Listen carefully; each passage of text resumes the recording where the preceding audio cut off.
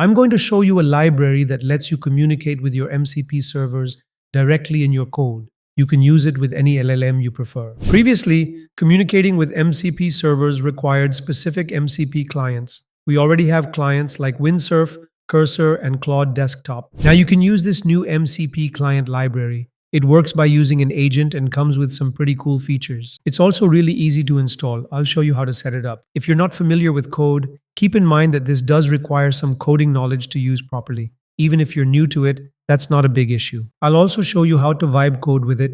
Let's get into the video. Let's look at the installation of the library. It's a Python-based library. So the first step is to check whether Python is installed on your system. Then you'll create a virtual environment. Once it's created, you need to activate it. The commands for both Windows and macOS are shown here, and I'll paste them in the description below as well. If you don't know how to code, you can also get these commands from ChatGPT. These are the commands to install the library. They're available on the GitHub repo too. If you're using Python version 3, which you'll know from the Python version command mentioned earlier, then make sure to run everything using pip3. Not pip, but pip3. If you're planning to use an OpenAI key or model to interact with your MCPs, you need to install LangChain OpenAI. For Anthropic, you need to install LangChain Anthropic. For other providers like Grok or Llama, you can find the required libraries listed at this link. So once everything is installed, open up your terminal. You can see that I'm in a Python environment. I've installed the pip packages, and now I'll show you how to move forward. First, open this directory in Cursor using this command. This will launch your project directly in Cursor.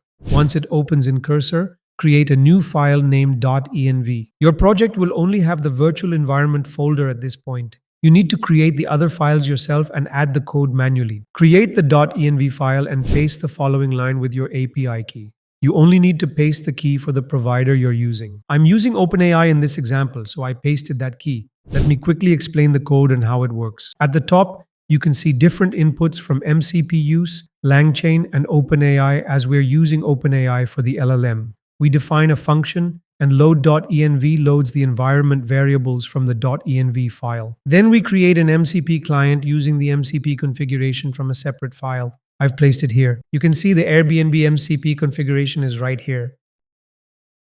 Next, we define the LLM we want to use. If you're using Anthropic, the setup will be a bit different. Then we choose our model and create an agent. This agent takes the LLM, the client we created, and defines the maximum number of steps it can take. It also gives a prompt to the LLM, which is used on the MCP server. It then prints the result and gives it to us. This is a very basic example of using the Airbnb MCP. You can modify it however you like and build really interesting applications. You don't need a separate client anymore. You can bind an LLM to an MCP and create modular applications. If you've seen our WhatsApp MCP video, that same concept can be used here to make fully autonomous WhatsApp agents. Now let me run it for you.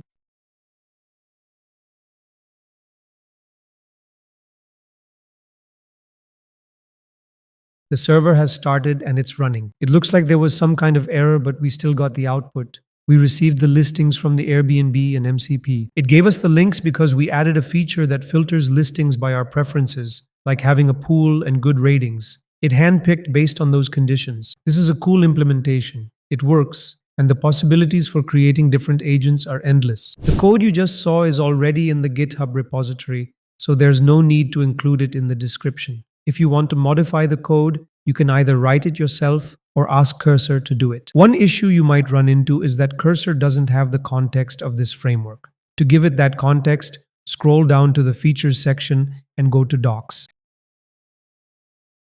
Add a new doc, and in the link field, go back to the GitHub repo and open the README file.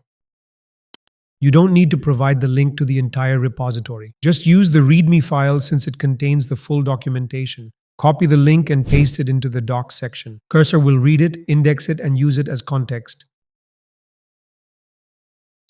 To use it in code, type the @, go into Docs and select MCP Use Docs.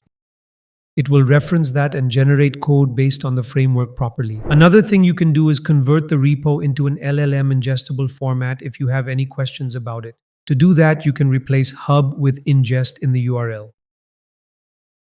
This will open the repository and git ingest. It will convert the entire repo into readable text that you can use with any LLM. You can then ask questions about it if you're ever confused or need clarification. You've seen it in action, and you can check the repo for other example use cases like using Playwright and Airbnb. I use the Airbnb one but with OpenAI. The Blender MCP server can also be used. This framework also supports HTTP connections, which means you can connect to servers running on localhost. It includes multi-server support too, allowing multiple servers to be defined in a single file. If you're working with multiple MCP servers, you can either specify which result should come from which server or handle it dynamically. By setting Use Service Manager to true, the agent will intelligently choose the right MCP server. You can also control which tools it has access to. This is a solid framework, and I'm already thinking of all the wild ways to build new applications with the MCP library. You should check it out too. I'm working on a few projects with it right now. If you don't fully understand it, I've already shown how you can use an LLM to make sense of everything.